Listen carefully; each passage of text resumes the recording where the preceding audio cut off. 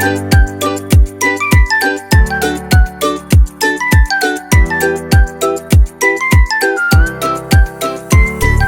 amigos y amigas, bienvenidos a este nuevo video de Conversas, un lugar donde compartiremos historias de migrantes. Cada uno nos contará su experiencia y sus vivencias en el país donde hayan emigrado. En esta oportunidad estamos con Mauricio Ríos, que es de Colombia. Él vive aquí en Tübingen, Mucho gusto. en la misma ciudad que yo.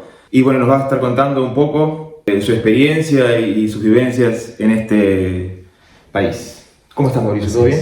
Todo bien, hermano. Gracias por la invitación. Gracias a ti por venir y por compartir tus experiencias. Bueno, primero me gustaría que me contaras en qué parte de Colombia naciste, te criaste.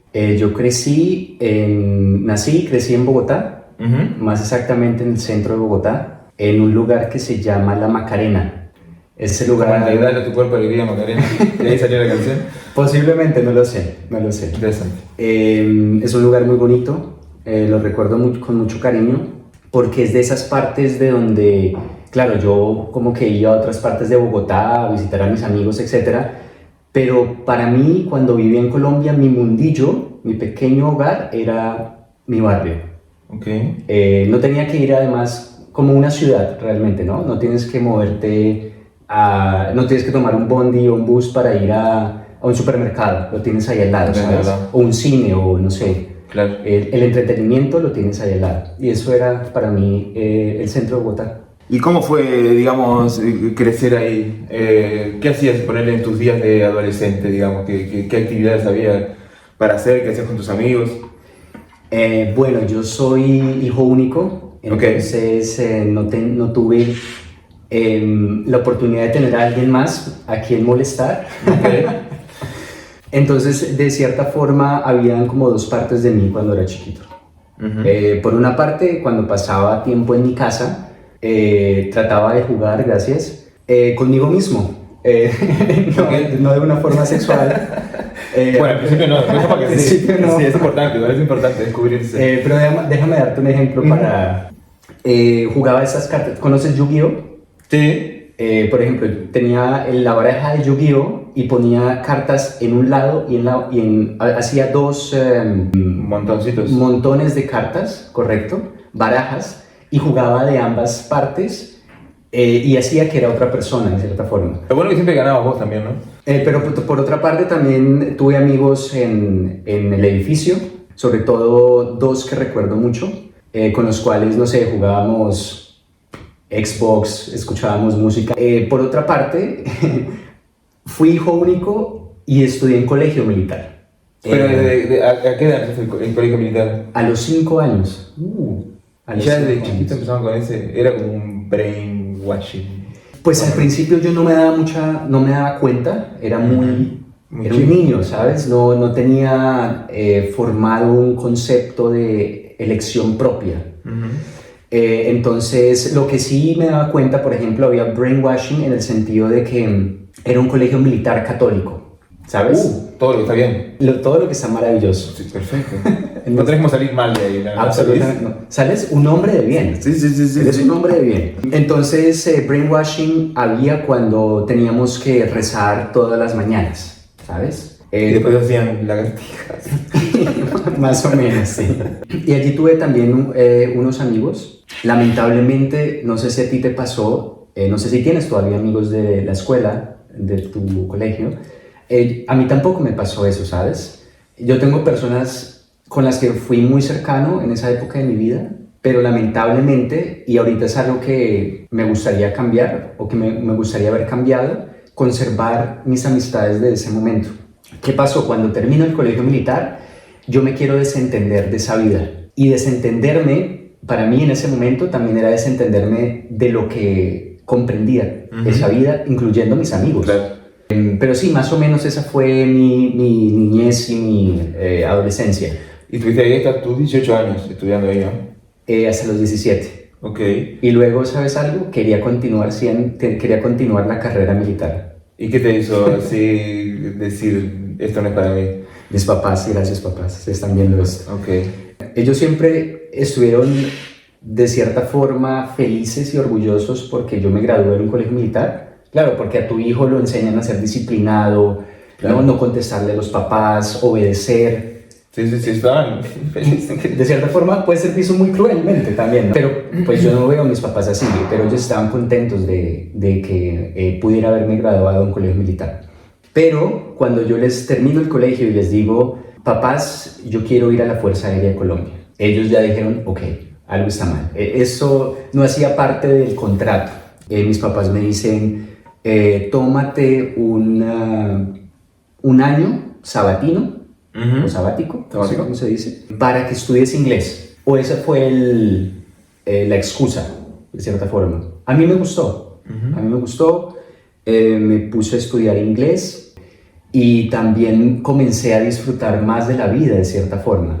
Porque para ese momento yo no había estado en fiesta, yo no sabía bailar. Ok. Tú sabes lo que amo bailar, ¿cierto? Yo aprendí a bailar posterior al colegio militar. En el colegio militar yo era como un alemán. Claro. Perdónenme los alemanes. Sí, pero son no había como- rígidos. claro, sí, Era sí. un tipo rígido porque marchaba, ¿no? Nos enseñan a marchar. Tal. Eso era todo lo más parecido al baile, era eso. Era eso, Tipo, la marchar, marcha. Sí. claro. Entonces yo salgo del colegio militar y ya comienzo a conocer el mundo. Comienzo a ir a bailar, a tomarme mis primeras cervezas, pero cervezas de esas que tienen que son combinadas como con gaseosa, como con limonada. Como De lo- acá, el Rambles. Exactamente, de lo cual mis amigos se reían en ese momento, como, qué maricón, mírate. Sí, me imagino. Sí. Vas a tomar una cerveza, boludo, quedabas ahí tirado porque tenías el cuerpo virgen de todo. Exactamente. Claro. Y era completamente torpe con las chicas. Yo sabía que tenía algo, ¿sabes? Yo sabía que tenía mis cartas para jugar, pero no sabía jugar esas Que no cartas. eran las de Yu-Gi-Oh! ¿Y cuándo fue más o menos que dijiste quiero estudiar lo que estudiaste? ¿Vos que estudiaste en Colombia y a qué edad más o menos te diste cuenta que era eso lo que querías hacer, digamos, no sé si por el resto de tu vida, al menos por un tiempo? Antes seguía en el colegio militar y recuerdo que hubo un momento, una escena en mi vida con mi papá. Estábamos viendo el noticiero en televisión y estaba para ese momento el ministro de Defensa dando un discurso enfrente de un batallón militar. Y para mí eso fue algo loco porque en mi cabeza solo cabía que un militar podía darle órdenes a otro militar, pero no una persona vestida con una corbata y con un vestido bonito, ¿sabes? Un vestido elegante. Entonces yo le pregunto a mi papá, ¿qué hay que hacer, qué hay que estudiar para ser ministro de Defensa? Imagínate eso. Y entonces mi papá me dice, tal vez estudiar ciencia política, derecho, como él es abogado, o relaciones internacionales. Esa fue la primera vez que escuché de ese campo o disciplina de las relaciones internacionales. Y terminé estudiando esa carrera con el apoyo de mis papás. Y fue desde el primer momento cuando empezaste así como que dijiste esto me va a gustar, esto me interesa, quiero seguir, o dudaste en algún momento? Para nada. No, creo que antes de que yo comenzara a estudiar, yo apliqué a Derecho. Apliqué a la Universidad Nacional en Bogotá, la Universidad Nacional o la Nacho, la llamamos en Colombia. Es para muchas personas, o en estudios, en rankings, de hecho, la mejor universidad del país. Es donde estudian las personas muy brillantes, ¿sabes? Tiene una muy buena... Mucho prestigio, digamos. Mucho prestigio. Y yo quería estudiar Derecho allí. Pero allí, como es una universidad pública y hay mucha demanda, hay que hacer un examen antes de ingresar, un examen de conocimiento general y después de algo más específico para lo que quieras estudiar. Y el examen, la verdad, fue más avanzado para los conocimientos que yo tenía. El colegio militar no me dejó cimientos académicos o cimientos del conocimiento general muy fuertes, ¿sabes? Era más concentrado en cómo desarmar y armar un fusil Galil con los ojos vendados. Una cosa que aplicás todos los días, me imagino, ¿no? Absolutamente. En tu día a día estás desarmando fusiles de no sé qué. ¿Qué sería de mi vida si viviera en Estados Unidos? Sí. Allá sí me hubiera Ahí sí tendría bastante, ¿no? No logro ingresar a la Universidad Nacional, pero aplico a la otra universidad donde estudié y paso y me comienzo a enamorar de mi carrera. por las clases que tenía y por los profesores y profesoras que tenía. Eran, la verdad, personas que sé que para mí y para muchas otras personas, colegas, fueron inspiración, mentores y mentoras en ese momento. Y me comencé a enamorar de la política, de las teorías de poder. Era una persona que me gustaba mucho con mis amigos hacer como competencias de quién se sabe todas las capitales del mundo y ubicarlas en un mapa. Qué nerds. Mucho, demasiado. Al punto que no nos querían. Éramos un grupito de personas muy arrogantes. Perdónenme, compañeros de la universidad, si fui arrogante con ustedes, lo sé. Ya soy otra persona, se los prometo. Bueno. Me comencé a enamorar de los tópicos, de la geografía, de la geopolítica y sobre todas las cosas de la región del Medio Oriente. Ahorita hace 2 meses, terminé mi maestría, una maestría en estudios políticos y económicos del Medio Oriente, la cual fue el reto profesional más grande que he tenido, para ser honesto contigo. Y termino esa maestría y sigo enamorado de lo que hago, la verdad. Y bueno, y vos cuando terminaste ahí, digamos, la carrera de Relaciones Internacionales, ¿llegaste a trabajar de algo de eso allá en Colombia, en Bogotá? De cierta forma sí, no directamente en lo que quería, que era más relacionado con los estudios estratégicos y de geopolítica. Por ejemplo, hay una universidad muy buena y una maestría muy buena en Colombia que hace la universidad. Bueno, no le voy a hacer propaganda a ninguna universidad, pero no decidí continuar por esa rama, aunque me llamaba mucho la atención. Mi sueño siempre fue hacer una maestría en el exterior, pero claro, tenía que ahorrar o ganarme una beca para hacer eso. Y entré a trabajar fue en las relaciones internacionales, pero desde el punto de vista de la educación. La universidad de mi papá, a esa sí le hago propaganda, la Universidad Libre, me abrió las puertas y yo comencé a trabajar allí en la oficina de la Consejería Internacional.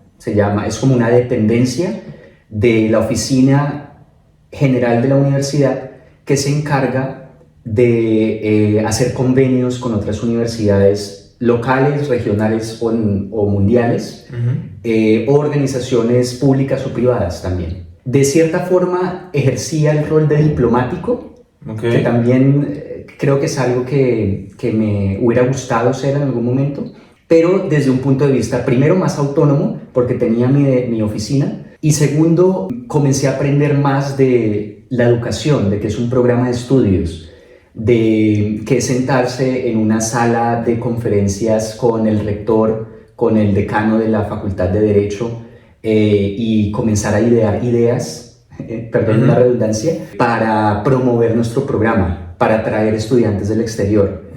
Entonces fue un rol muy, muy bueno para mí, para comenzar a desarrollar habilidades de profesionales en torno a la educación, pero también al trato con otras personas de mi propia universidad y también de otras universidades. Buenísimo. ¿Y la idea, como digamos, de emigrar surgió de ahí, o ya la tenías de antes? O... Voy a ser muy honesto contigo, la idea de emigrar se originó ya a muy temprana edad, pero mi niño, cuando yo era todavía muy niño, yo miraba con ojos gigantes, abría los ojos cuando escuchaba Estados Unidos. Algo que hoy en día... sí, no, la verdad que no es un sitio muy amigable. no quisiera parar. Quería irme para Estados Unidos y quería ser... ¿Actor? ¿Tambor? No. Bueno, quería ser luchador de la WWE. Ese era mi sueño, yo quería migrar para poner una máscara y luchar con Dwayne The Rock Johnson, Me con encanta. Triple H, con The Undertaker, ¿sabes? Me encanta. No juzgamos los sueños de la gente, ¿verdad? Está perfecto, la verdad. Pero bueno, ya entro a la universidad, maduro y comienzo a ver el mundo con otros ojos. Tengo la oportunidad de ir a Estados Unidos, hago una práctica allí en una organización bastante interesante que se llama Consejo Americano Islámico. ¿En qué ciudad? En Houston, Texas. Imagínate, en pleno estado rojo republicano, Aunque Houston es como un parche azul, allí en todo ese estado ¿Sí? rojo, sí. ¿Y ya estaba Trump? En ese año que yo estuve ganó Trump, Uy, no. 2016, ganó su primera elección. Fui allí, me gustó mucho y quería volver, pero ya no a ser un luchador, sino a trabajar y a estudiar. Un poco los luchadores trabajan también. A tener un trabajo menos, que te exigía menos físicamente, tal vez. Que no... No había que pegarle a nadie, ni tirarle una silla por la cabeza, ni No tenía que inyectarme esteroides, ni rebotar en las cuerdas Sí. y hacer ¡pah! Bueno, bien. Dentro de todo, para el cuerpo, más sano.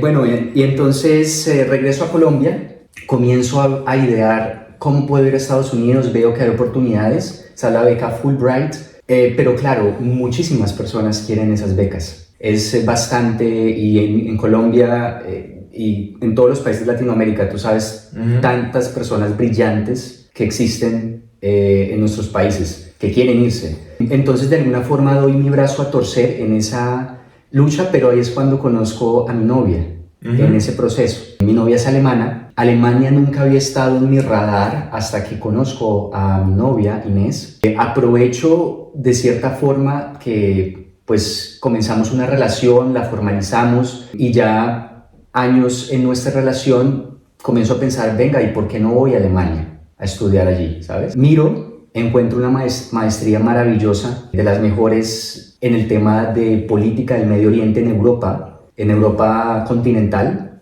y aplico y casi no paso, porque solo escogen 10 personas, aunque luego y yo era la persona número 11, hermano.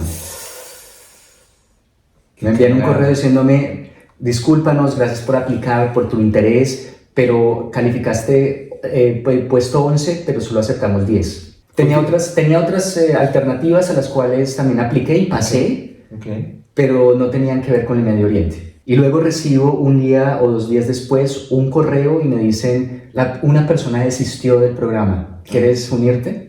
Bien. Y yo... ¿Se había muerto alguien? No, sería... Averiguaste el nombre y dijiste, mirá, este es el puesto número 10, pumba, toma. Pero, ¿sabes? Debería averiguar el nombre de esa persona y sus datos para enviarle algo de agradecimiento. Unos chocolatitos, una cosita. Sí. Y de una vez aproveché la oportunidad. Excelente. ¿Y cómo conociste a Inés en Colombia? Una alemana en Colombia. ¿Qué hacían? ¿Estaba perdida? Buscando... Sí. De hecho, suena gracioso, pero sí. Estaba perdida no en el sentido de que, soy alemana, estoy en un país latino, ¿qué hago acá? Me secuestraron, ¿no?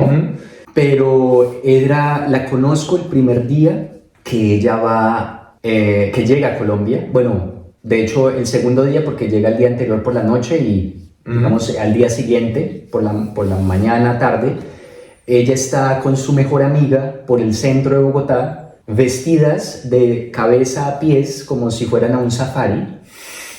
Ellas pensaron que iban a llegar a Bogotá, Colombia, y iban a encontrar una jirafa por acá, un elefante por allí. Lo que veían en la tele. Claro, que nosotros llevamos taparrabos, ¿no? Claro, las chicas flecha, con hojitas aquí en los senos. Y entonces las veo y mi cerebro... son gringas. Exactamente. Mi cerebro microscópico decía, tienen que ser gringas, ¿no? Entonces me acerco a hablarles con mi acento supuestamente tejano después de haber estado en Texas, y me doy cuenta que ellas no son de Estados Unidos. Entonces hay una charla cortita en las cuales les pregunto 3 cosas y de las 3 en todas cerré, porque no sabía nada de Alemania, ¿sabes? Pregunté, ¿son de Estados Unidos? No. Strike 2, ¿son de Berlín? No somos de Berlín. Strike 2. Strike 3, ¿qué puedo pensar más? Mi cerebro aplaudiendo, el simio estaba aplaudiendo en mi cerebro. Fútbol. ¿Les gusta el Bayern Múnich? No nos gusta el fútbol. ¿Por qué te preguntaste del fútbol? Pero te salió en el momento. Me salió en el momento, es que no sabía de qué más hablarles. Entonces les dejo mi número y mi Twitter. Strike 4, ¿tienen Twitter? No. Pero la puta madre. ¿Quién tiene Twitter? Y así es como la conozco. Luego ella tenía planeado con su amiga un viaje por Latinoamérica, y mi amigo y yo, mi amigo se vuelve pareja de su mejor amiga, y yo de Inés. Les arruinamos las ideas iban a ir a Panamá, a Costa Rica, pero se terminan quedando 2 meses y aplazando sus otros viajes, perdieron incluso un vuelo y luego, bueno, la historia se desarrolla, ella se devuelve para Alemania y tiempo después regresa a Colombia y vive conmigo por 2 años. ¿Y cómo fue, bueno, el momento en que, digamos, dijiste, bueno, me voy, ya he decidido, me voy para Alemania? O sea, ¿cómo fue ese momento de decisión? ¿Te aceptaron, digamos, en lo que aplicaste? Sí, pero digamos previamente comencé a hacer un plan de juego, ¿verdad? A planear cómo puedo venir a vivir acá. Y una de esas cosas fue decidir comenzar a aprender alemán, porque no quería venir acá y hablar y no entender, ¿sabes? También ese deseo de estudiar alemán fue por Inés y por su familia. Quería comunicarme con su mamá, con su papá, con su hermana. Quería hacerle cariñitos al Michi, a los gatos de ella. Georgina se llamaba. Okay. En alemán, por supuesto, no entiende español los gatos. No, obvio, sí. Obviamente no entiende. Entonces, mi primera idea fue aprender alemán un poco. Obviamente es un idioma bastante complicado. Segundo, aplicar, buscar oportunidades y aplicar. Y ya cuando me siento bien, supuestamente con mi nivel de alemán, y me siento y aplico y tengo mi cupo en la maestría, ya le digo a mi novia, ok, mi amor, comencemos a buscar la forma de aplicar a la visa y a comprar los pasajes. ¿Cuál era el problema? Que esto ocurrió, yo comencé a estudiar en el 2020, en plena pandemia. Entonces, no sé cómo, pienso que fue también similar en Uruguay, pero en Colombia, la embajada, acá tengo que criticar a los alemanes y alemanas, ellos se jactan mucho de que tienen un sistema súper eficiente, tal, son lo más ineficiente que puede haber, por lo menos en términos de embajadas. Y me he dado cuenta que acá también, tú sabes a lo que me refiero. Sí, sí. Entonces no contestan, te dicen tu cita para la visa es en 2 meses, pueden volverte a decir no, se cancelaron las citas. Como era, claro, estaba la cuestión del COVID y había esa excusa, pero puede ser un poco más organizado, ¿sabes? Entonces, bueno, fue una lucha el tema de la visa. Y otra cosa que tuve que comenzar a perfeccionar fue el inglés, porque mi maestría es en inglés y ellos me pedían en el tema del writing, escritura, un 6.5, que no es tan difícil, pero para una persona que sale de una universidad en Colombia, a menos que hayas estudiado en colegio bilingüe, ¿sabes? Claro. O que tus papás de alguna forma te hayan inculcado el estudio del inglés, pues es muy difícil. Fue una época que me afectó mucho porque presenté 5 veces el test de inglés. Todos los perdí, el mundo se me estaba cayendo, me sentía muy mal, me sentía idiota, que no servía para nada, ¿sabes? Esos tipo de pensamientos que son una tontería. Hasta que al final mi novia me dijo, cambia el certificado y preséntate al TOEFL, que es otro certificado de inglés, IELTS, TOEFL y Cambridge Scale. Cambié y pasé. Así que bueno, y ahí emprendieron el viaje entonces. Empacamos las maletas. Un amigo me preguntó en un momento, ¿en cuánto equipaje, en cuántas maletas llevas tu vida? Que fue una pregunta que se quedó conmigo mucho, porque me di cuenta que al migrar tú no te puedes llevar tu casa, no te puedes llevar a tu familia, no te puedes llevar tantas cosas. Te llevas ropa, uno que otro detalle, un cuadrito, algo y ya, ¿sabes? Y me impactó mucho porque realmente cuando yo empaco mis maletas y me doy cuenta, en 2 maletas llevaba mi existencia. Es re loco eso. Mi vida se resumía a esas 2 maletas. Es re loco cómo cuesta ese desapego de esas, que son cosas en realidad materiales. En nuestro caso, por ejemplo, que teníamos muebles, yo no tanto, pero ponerle Sofía, mi esposa, tenía muebles que traía con ella desde que se había ido de la casa de su padre y se llevó, no sé, ponerle una cómoda, tal vez una cama, no recuerdo exactamente cuáles eran los muebles. Y bueno, y ese momento en el que, bueno, tenés que ponerlo para vender o dejarlo afuera y es como... Ahí es donde te empiezan a caer, digamos, como las fichas de decir, me voy, este mueble que me acompañó durante casi toda mi vida, ya no lo voy a ver más porque voy a estar a millones de kilómetros, bueno, millones no, pero cientos de miles, y nada, eso es una locura de pensar del apego que tiene uno a veces con las cosas materiales, que en realidad no significan nada y a la vez significan un poco también, ¿no? Porque es como... ¿Recuerdas algo que te dolió mucho dejar atrás? Materialmente hablando. Lo que me pasó a mí fue que cuando yo me estaba por venir para acá, mi padre, digamos, cerró su empresa. Mi padre tenía campo, o sea, ordeñaba vacas y vendía la leche, y entonces nosotros nos criamos ahí en el campo, y yo desde que nací hasta que me tenía, bueno, 33 años que vine para acá, o sea, la casa donde yo crecí, viví toda mi infancia y todo, estaba ahí, o sea, era donde vivía mi padre y todo. Había muebles, la cama donde yo dormía era casi que la misma donde había dormido cuando era chico, o sea, estaba todo. El ropero donde yo guardaba la ropa fue siempre el mismo, no sé, una cosa, el espejo del baño, cuadros que había desde que yo era un pendejo, estaban ahí. Y bueno, después mi padre se vendió y ya está, y se fue de ahí, se fue a vivir a un pueblo, o sea, a vivir su jubilación, digamos.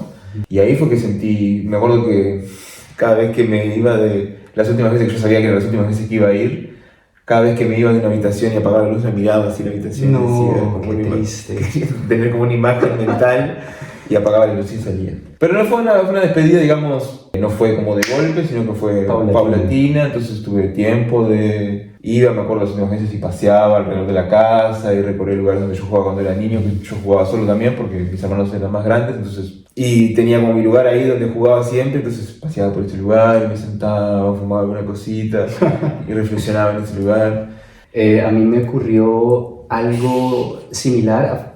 Por suerte mis papás no han vendido el apartamentico donde crecí, pero cuando ya el último día, el día anterior a viajar con Inés a Alemania, tomé como un momento para salir y dar una vuelta por la cuadra donde está mi casa y comenzar a apreciar todo lo que había visto mis ojos desde que era chiquito, ¿sabes? No sé, por ejemplo, hay un parque cerca a mi casa que se llama el Parque de la Independencia, donde los árboles son muy lindos y muy altos. Y por allí caminé, comencé a apreciar cosas que antes tal vez las normalicé mucho y que ya no tenían tanto valor para mí. Claro. El edificio donde crecí, por ejemplo, ver los ladrillos y es como, wow, esto no lo voy a volver a ver hasta dentro de muchos años. Y el cuarto donde crecí también. Tuve la oportunidad de volver 3 años y medio después a mi casa y es como si no hubiera pasado el tiempo. Todo sigue absolutamente igual. Bueno, mi mamá se apoderó de mi habitación. Bueno, ¿No? puso un gimnasio. No, ojalá, ella duerme ahora. ¿Duerme ahí? Sí. Okay. Entonces es su habitación, pero es muy loco cómo te puedes transportar a momentos de tu vida cuando visitas nuevamente esos lugares donde tuviste muchas vivencias. ¿Cuáles fueron como tus primeras impresiones, digamos, cuando llegaste acá a Alemania? ¿Ya habías venido una vez? ¿O Sí. la primera vez que viniste fue la vez que te quedaste? No, yo tuve la oportunidad, gracias al apoyo de Inés, de venir un verano, 2 años antes de venir de mudarnos acá. Vine y, bueno, tuve la oportunidad de ver cómo es Alemania, ¿no? Claramente para mí estaba como un niño en una tienda de dulces, ¿sabes? Sí. Para mí absolutamente todo era espectacular, nuevo, novedoso. Las casitas alemanas que hay por acá, ¿cierto? Comencé a romper con paradigmas que tenía en la cabeza. Yo me imaginaba Alemania un poco más gris, no en términos del clima, sí, que bueno, ahí sí, si se quiere, es un poco gris, pero bueno. Pero me lo imaginaba más como una selva de cemento, ¿sabes? Pero ver toda esa naturaleza que nos rodea es espectacular. Eso me gusta mucho de Alemania y eso fue lo primero que comencé a ver. Entonces vine, de hecho vine 2 veces antes de luego mudarme, y luego cuando me mudo me preguntas cuáles fueron mis impresiones, ¿cierto? Hay dos ideas que se vienen a mi cabeza cuando pienso en esa pregunta. La primera es los paradigmas o prejuicios que a veces tenemos de las personas de Europa, en especial de los alemanes o las alemanas, y es que son gente fría, que no tienen corazón, que son como estos White Walkers de Game of Thrones, ¿cierto? Sí. Fríos, sin emociones, tal. Y me comencé a dar cuenta que no es una verdad absoluta. Hay gente maravillosa en este país que te recibe, que te integra.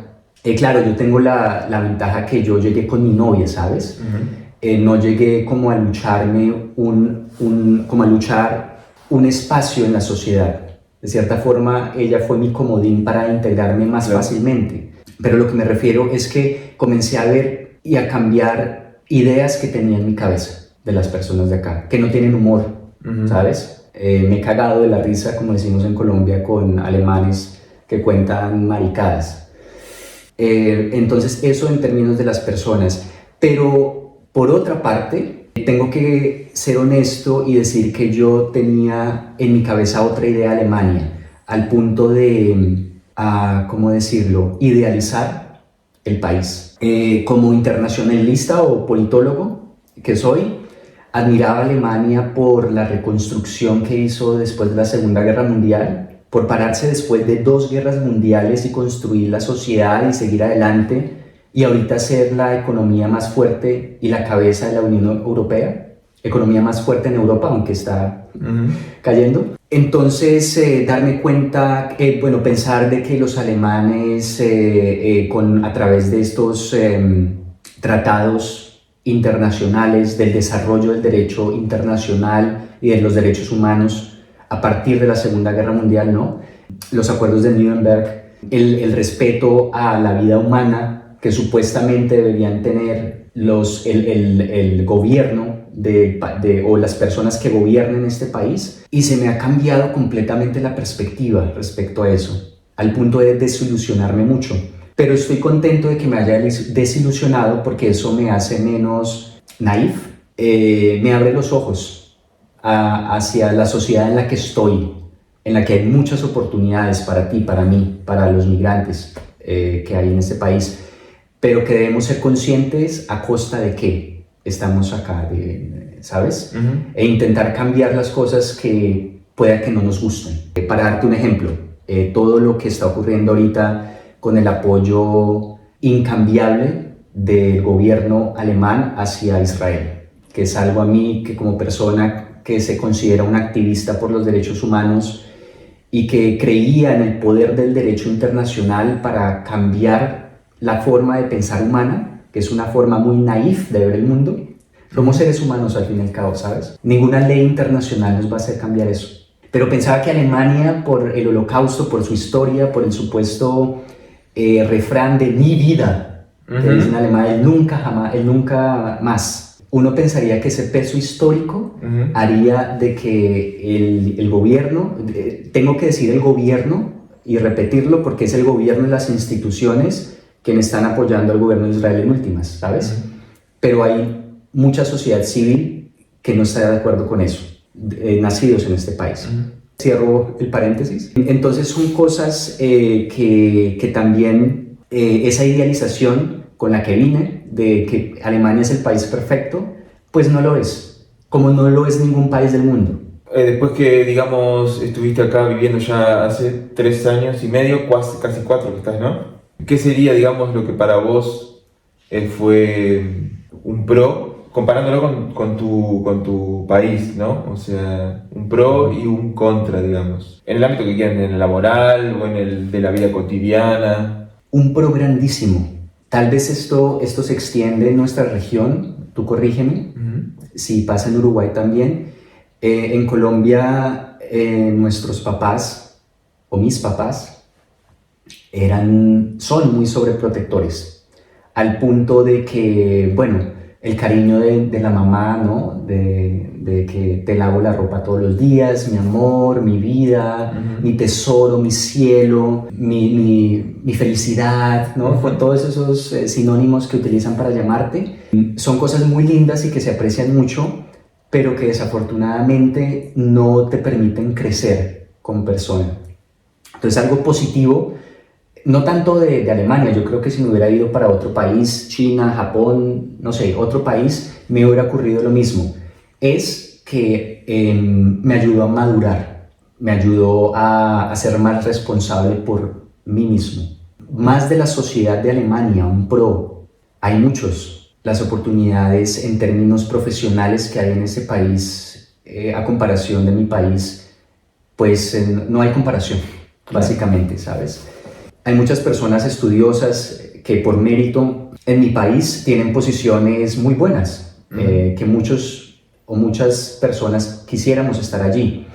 Pero desafortunadamente en Colombia, como supongo en otros países de nuestra Latinoamérica, el clientelismo, nosotros lo llamamos la mermelada, ¿no? Que si eres el amiguito de tal persona, Claro, sí, que sí. si te hacen ojitos de la presidencia, del ministerio, que te tienes que quedar callado si quieres trabajar con nosotros, ¿no? Claro, sí, sí. Básicamente, si eres amigo, si tu papá es amigo del jefe de la empresa, puedes trabajar allí. No quiero decir que en Alemania no hay corrupción. Otra ventaja, bueno, venir a vivir al país de mi novia. Venir aquí la he conocido mucho mejor. Estoy en su cultura. Claro. Yo definiría Alemania como otra cultura, de hecho, ¿sabes? Claro, son muy parecidos a nosotros, tal vez en comparación a las personas de Asia. Nunca he estado en China, pero me puedo imaginar que hay más diferencias entre un chino y un colombiano que un alemán y un colombiano. Puedo estar equivocado, pero poderla ver a ella en todo su esplendor también ha sido una gran ventaja para mí. Me ha ayudado a entenderla más. Otra ventaja, darme cuenta de que se puede viajar fácilmente. Las carreteras, ¿no? Están pavimentadas. Claro, no tiene ni un pozo, no tiene nada. O sea, sí, es tremendo. Y bueno, en Latinoamérica también pasa, pero el tema que, por ejemplo, en Uruguay, hablo de mi situación personal, mi poder adquisitivo ni siquiera me permitía ir a Argentina a veces o a Brasil, que son los países limítrofes. Creo que en el general, tal vez ahora ha cambiado un poco y es un poco más fácil porque hay más planes, hay más facilidades, digamos, pero no es tan fácil como acá viajar entre países, digamos. Acá, o sea, si bien nosotros estamos en un punto que es, digamos, estratégico, estamos en el medio de Europa y que acá para todos lados tenés países distintos, pero es como una cosa que hay más facilidad. Si bien los sueldos te permiten también, es como que hay muchísima más movilidad, digamos, entre países, que allá no pasa tanto, me parece a mí. No sé qué te parece, si te da esa impresión también de que no es tan fácil moverse de país en país. En Colombia yo pienso que no es ni siquiera fácil moverse de ciudad en ciudad. Hay las carreteras que, esta última vez que fui me di cuenta que, bueno, abrieron nuevas vías, etc. No he podido conducir por ellas, pero por ejemplo, de ir a Bogotá a Cali o Bogotá a Medellín, hermano, una carretera que toca subir, se llama La Línea, que es prácticamente una carretera que sube una montaña gigantesca, tiene una vía de ida, una vía de regreso. Y en la misma carretera que conducen los autos, conducen los camiones de carga.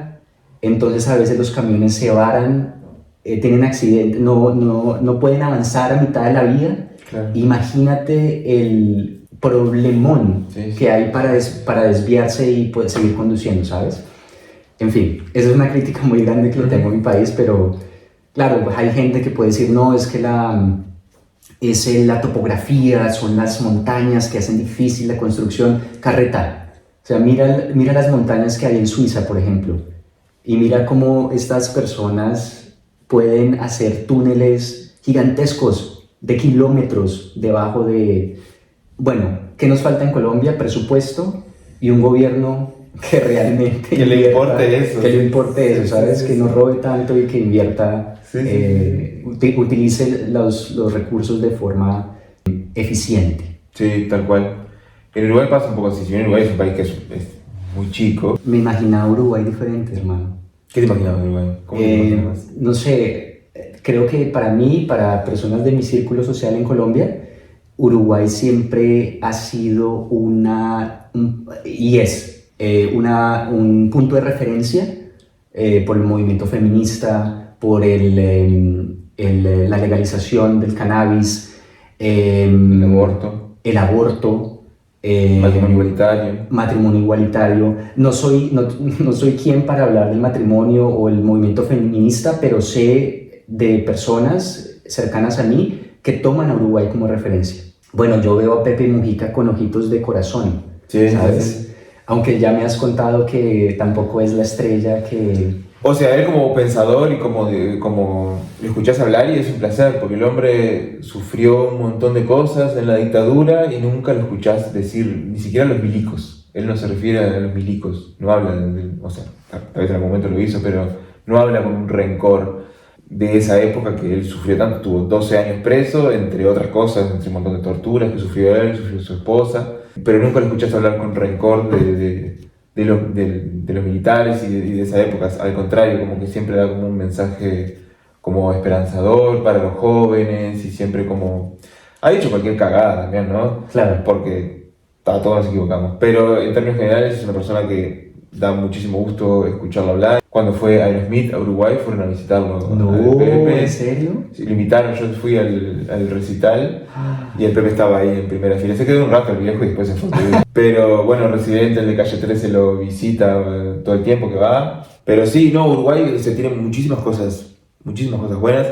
La gente a mí me encanta la gente de Uruguay, es súper amable, es súper, en términos generales, todo lo que voy a decir, es súper educada.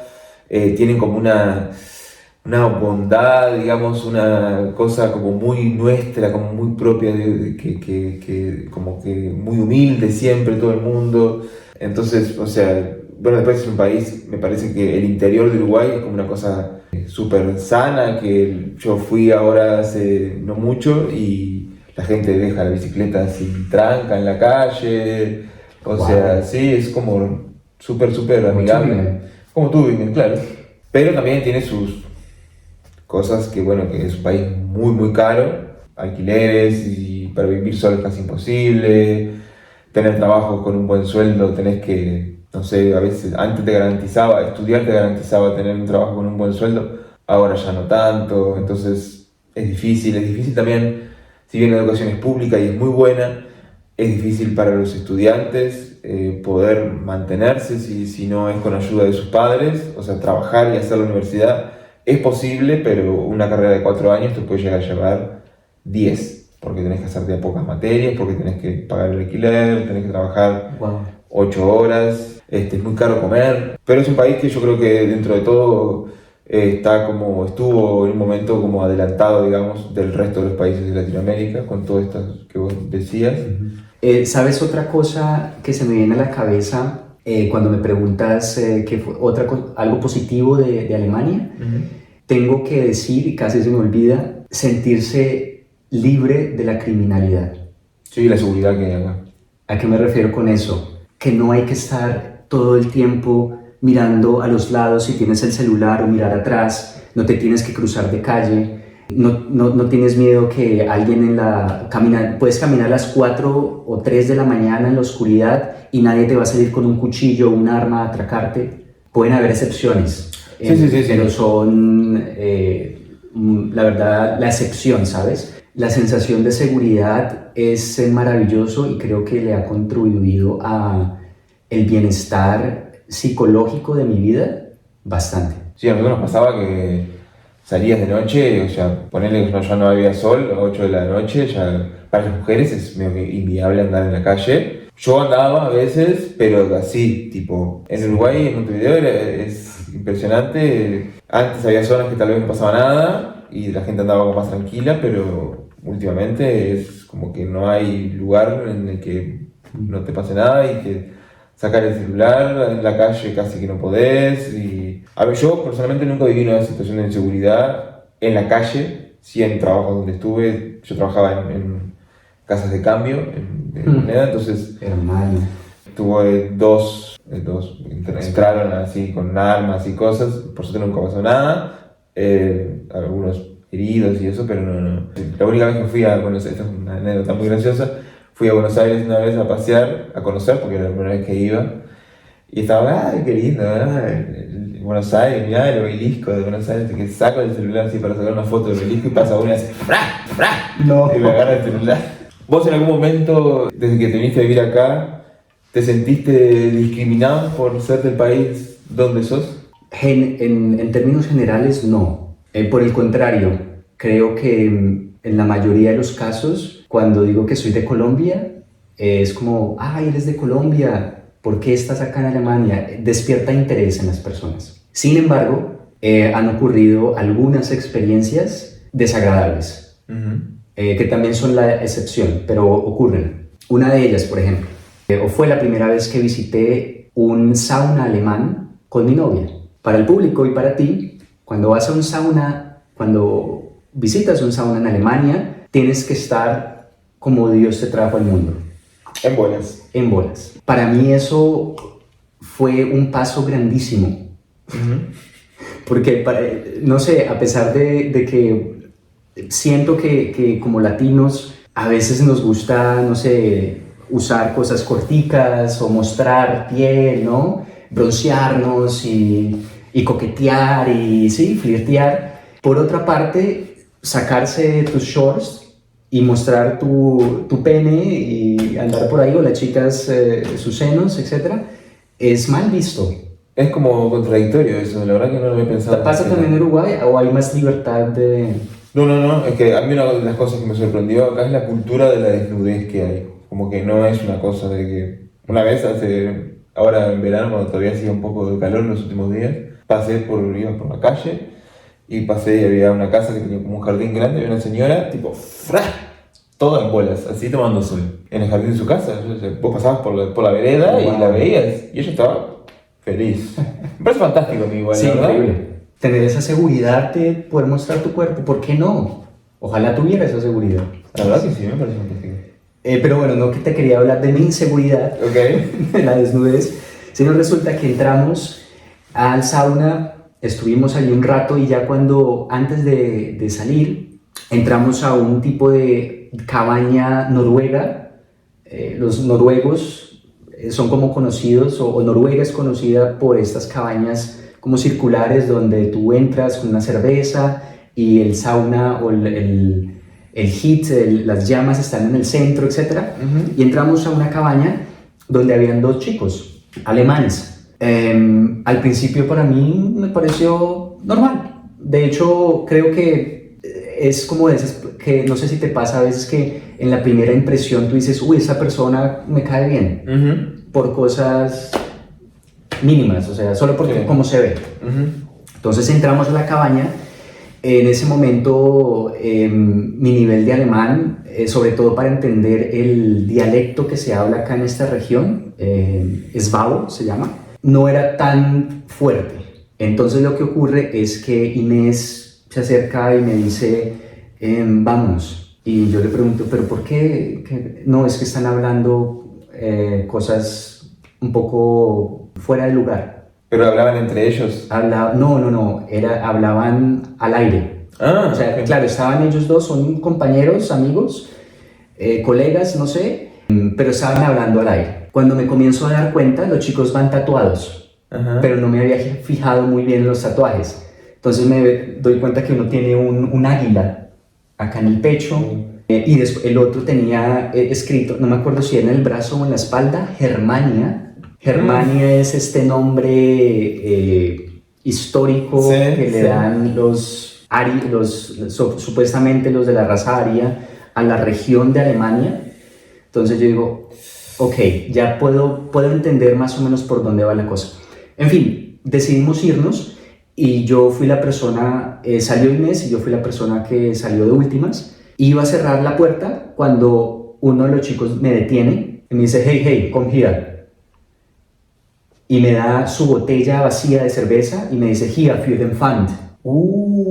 Me dice, prácticamente, acá en Alemania uno toma sus botellas vacías de vidrio o de plástico y hay unas máquinas en los supermercados donde tú las insertas y luego la máquina te da un bono, ya sea para comprar algo con ese dinero o para cambiarlo por dinero por cambio.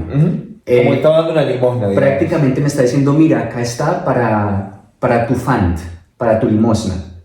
Yo la recibo. Yo recibo la botella porque en ese momento yo quedé primero procesando el alemán, como mi cerebro quedó loading, cargando, Claro. y después cuando me doy cuenta quedé choqueado, y después se cierra la puerta y pasaron algunos segundos y yo digo, qué hijo de p***. Y vos con la botella ahí en la Y mano. yo con la botellita en la mano, Inés se devuelve y me dice, ¿qué pasó? Y le explico qué pasó. Y no me dio como ira o ganas de entrar y romper la botella en la cabeza o algo así, porque creo que también como latinos, o bueno, a nosotros y las colombianas, nos ocurre que donde vayamos tenemos el sello de Pablo Escobar en la frente, ¿sí? Entonces, cuando ven tu pasaporte, en aeropuertos de Estados Unidos me ha ocurrido que me sacan de la fila, me dicen bájate los pantalones y me han hecho tacto en mis testículos frente a una línea de alemanes y alemanas blancos. O sea, ¿a todo el mundo te bajaron pantalones? Sí.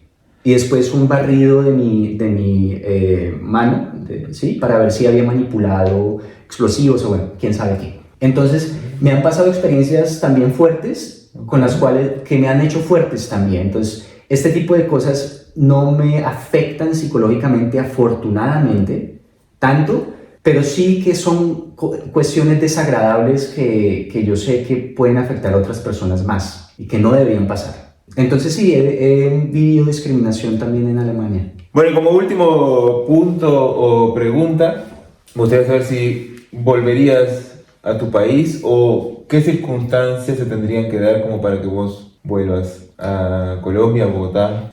Volver a vivir a Colombia. No se me ha cruzado por la cabeza aún la idea de volver definitivamente.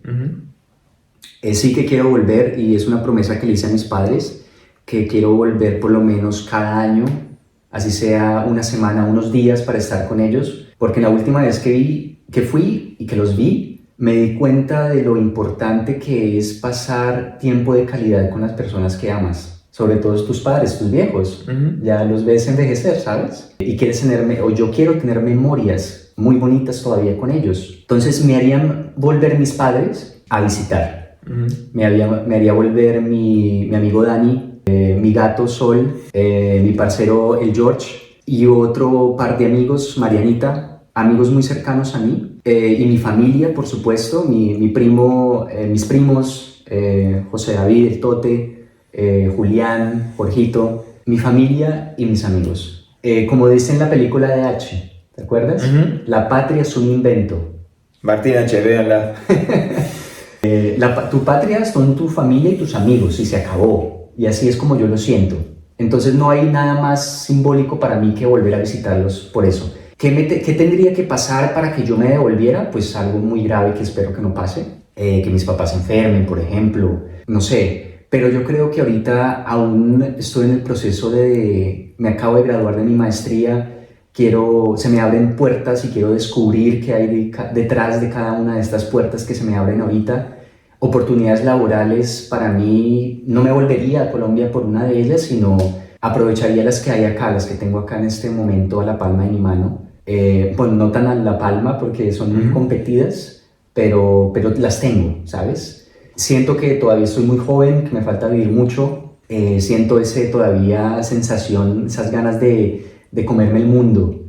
Tal vez no antes, porque antes lo decía desde una posición más arrogante. Ahorita lo digo desde una posición de comerme el mundo, más disfrutando el hecho de contribuir a la sociedad en la que esté o de contribuir de alguna forma a nuestra sociedad. Y creo que acá en Alemania tengo muchas más herramientas, muchos más megáfonos que poder alzar para comunicar, para escuchar, para explicar, para entender las situaciones que está viviendo en este momento el mundo. Aunque algo que se ha despertado dentro de mí es que ahorita que estoy en el exterior, cuéntame si te pasa lo mismo, me comenzó a interesar más mi país. Sí, es como curioso, no sé si a mí me empezó a interesar más, lo que sí, como que al venirme para acá, como que me enteré de cosas, bueno, obviamente el compartir con ustedes cada martes en el grupo de teatro con gente de Latinoamérica, me enteré de muchas más cosas de Latinoamérica estando acá que estando en Latinoamérica. Y me pareció como súper loco eso de que, bueno, de que como, ¿por qué ¿por qué pasa eso? O sea, ¿por qué me desayuné, digamos, de más cosas, de más situaciones? Todo esto de que vos me contabas de las guerrillas que hay en Colombia, es una cosa que yo ponele que sabía como algo así, pero como que no era una cosa que la tenía como muy en claro qué era lo que pasaba. Y estando acá fue que como que volví a leer sobre eso y bueno, todo lo que pasa en Ecuador, que nos contaba Vale y varias otras compañeras del teatro. Entonces como que es súper loco que estando más lejos, o sea, no estando ahí me enteré como de más cosas. Creo que tiene que ver también con el idioma. Mm. Creo que hay momentos en los que ya a mí yo me canso de escuchar alemán Sí. o inglés y tengo la necesidad de hablar en mi lengua materna. Que a pesar de que tú hables el idioma que hables y lo manejas muy bien o no tan bien, no importa, no puedes o yo no tengo la habilidad todavía de comunicarme como lo hago en el español, porque creo que con el español me comunico desde el alma. Ujú. Claro, puedo traducirlo, puedo decirlo de la forma más similar en otro idioma, en inglés, pero tener la oportunidad de hablar contigo, con nuestro grupo de teatro en español es para mí una fortuna que la conozco además hace no mucho tiempo. Yo me desentendí un poco, eso me pasó como migrante también acá, que en mi afán de socializar más con personas de este país para desarrollar mis habilidades idiomáticas en alemán, me desentendí de personas que hablan español. Pero ¿qué pasó con eso? Que en algún punto ya no quería hablar alemán, ya no quería solo estar con alemanes y necesitaba de verdad a alguien que me escuchara en mi idioma y punto. Así no fueran cosas trascendentales, irnos a tomar una cerveza en el Irish. Boludear. Boludear, exactamente. Entonces, creo que eso te lo tengo que agradecer a ti en todo nuestro grupo de teatro, que es algo que como migrante latino, tener un grupo latino en Alemania es una fortuna. Sí, la verdad que sí, que es muy bueno. Bueno, Mau, muchísimas gracias. A ti, hermano, por la invitación. Y con ustedes nos volvemos a reencontrar en algún... ¡Ay, qué solazo, por favor! Y somos claros. Nos reencontraremos prontamente en otro video de Conversas. Muchas gracias.